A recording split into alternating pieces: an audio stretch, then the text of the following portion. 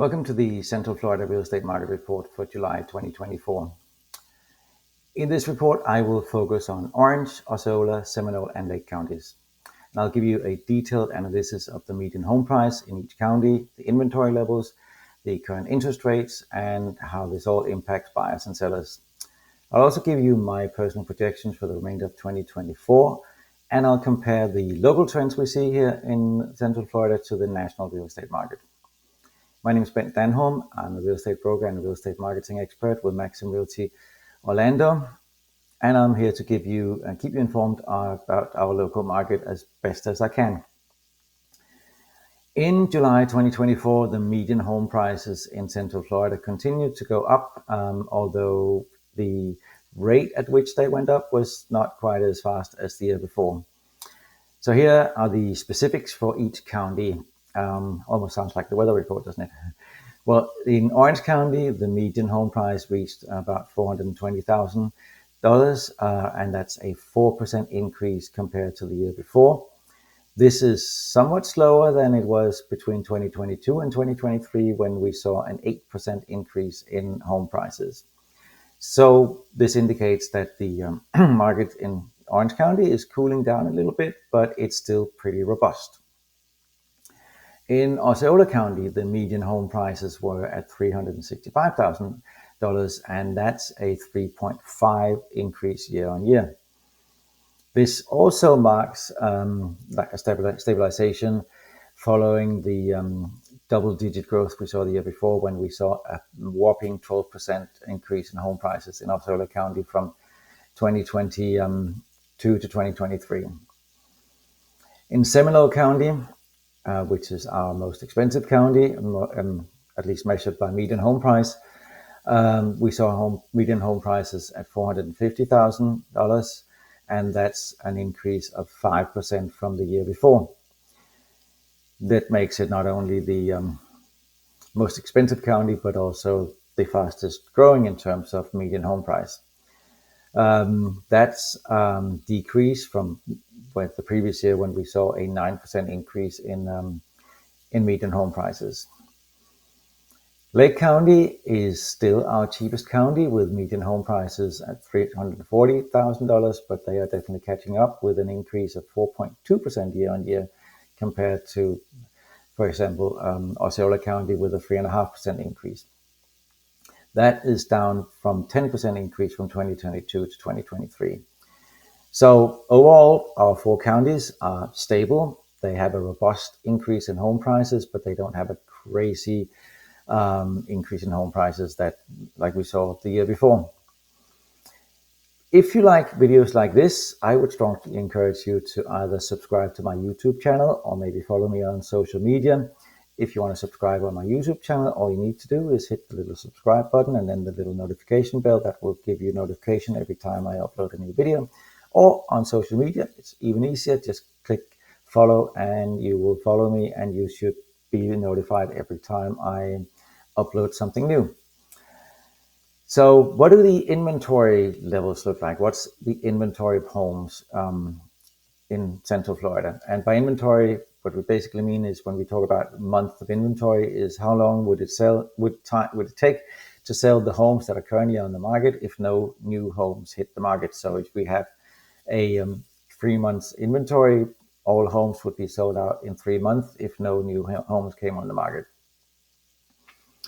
The inventories in all four counties are a little bit better than they were 12 months ago, giving buyers a lot more choice, and it also reduces the intense competition we saw at some point for home buyers. In Orange County, the inventory is now at 3.2 month level, which is up from 2.5% in July 2023. So it's not a massive increase, and it's still a very, very strong seller's market. And what caused this increase is mainly new listings and a slower rate of sales. It takes a little longer now to sell a home in Orange County than it did 12 months ago. So more new listings come on the market, but it's still not crazy long. So because we're still seeing only a little more than 3 months worth of inventory. Osceola County rose, the inventory in Osceola County rose to 3.5 months supply, and that's up from 2.8 months the year before.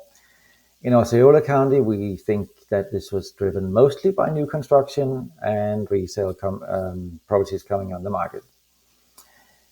Also in Seminole County, we saw an increase, but only to 2.8 months supply, which makes it the strongest seller market in our region, and that was up from 2.3 months the year before. So the market is still very, very tight in Seminole County, and the strongest sellers market we have in the area, but it is slowly moving towards a little more of a stable market. In Lake County, they have a 3.7 months supply, and that's up from 3 months the year before. That's again, like in other counties, because more new listings come on the market, and it takes a little bit longer to sell a home in Lake County. And how does this all compare to the national average? Because there's so much talk about a pending crash in Central Florida, and prices are going to come down because everything is, the bottom is falling out of the market. I don't know. I don't remember all the headlines. But actually, if you look at the facts, the national average is a 4-month supply. So we are still in a lot tighter market than most markets in the United States. And what does that mean? That means that we are still a very desirable area to move to. So no indication here that we are going to see a crash. Yes, I know some of you might be thinking, well, I've seen massive price reductions. That is very true. There are individual homes being reduced because they were overpriced. There was something wrong with them, but mostly because they were just overpriced. That is natural in any market, and even in a strong market, it's natural. But if you look at the overall picture, we are seeing home prices going up. We're seeing a tight market with only a few months worth of inventory. So what is the current interest rates, which is always interesting to look at, and this is more or less the same no matter where in the country you are. But the good news is the interest rates are now 6.4%, which is the lowest. That's an average for a 30-year mortgage, and that was as of August 2nd.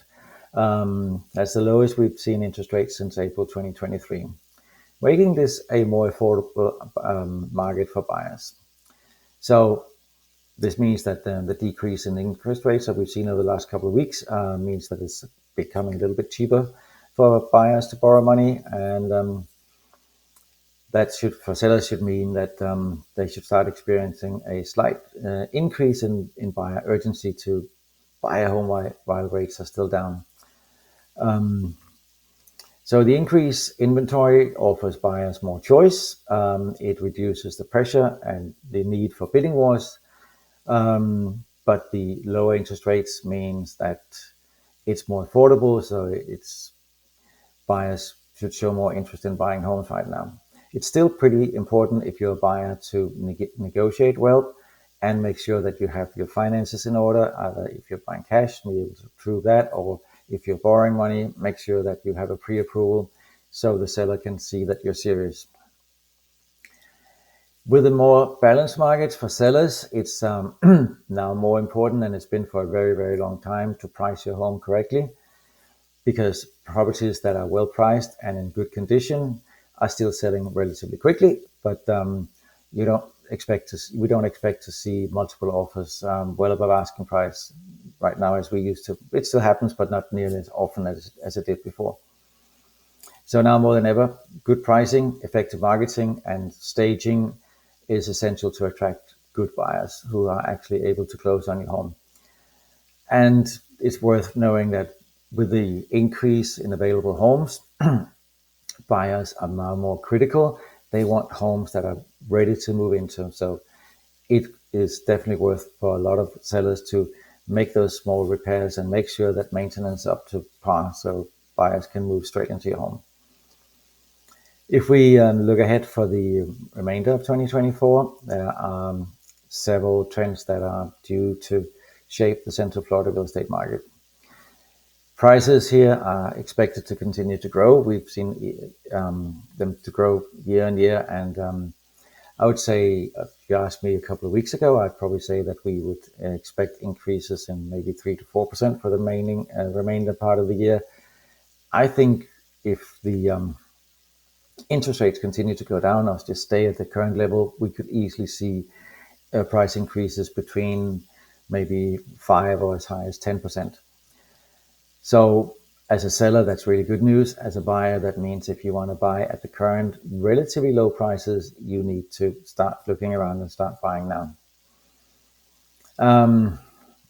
Inventory is expected to go up a little bit as more sellers who have been holding back start to list their homes, and more of the new construction projects are completed. So we could potentially see a 4-month supply in all 4 counties, getting us closer to a balanced market, but it's that even a 4-month supply is still a pretty strong seller's market. If the interest rates continue the way they are, it's also possible we could see a 6% interest rate, or even below 6% by the end of the year, which would make it even cheaper to borrow money to buy a new home, which would put even higher pressure on home prices. So again, if you're a buyer looking to buy, it might be a good idea to buy now before rates drop even further, and then maybe refinance. It will be better to pay a little bit more for a few months and then refinance than it would be to pay a lot more for the house at the end of the year. Nationally, the experts are expecting a similar trend of that the market will stabilize, but I think that the Central Florida market will still continue to outperform the national markets. We are a very attractive area. We have lots of things that attract buyers, not just to Central Florida, but to the whole state. We have the excellent weather. We have no income tax. We have so many things going for us that there's really no reason why we should go into a crash unless the whole nation crashes. And there's nothing that indicates that would happen anytime soon. So we expect to see a 2024 with a stable and balanced market with slightly rising inventory levels, moderate price increases, and it looks like the interest rates are going to be pretty good as well. So it'll be more favorable for both buyers and sellers. However, like I said, if you're a buyer, it would be better to buy now than wait. So it's important now more than it was 12 months ago to stay informed. So I hope you will follow me on either on social media or subscribe to my YouTube channel. Thank you so much for watching. Until next time, my name is Bent Danholm.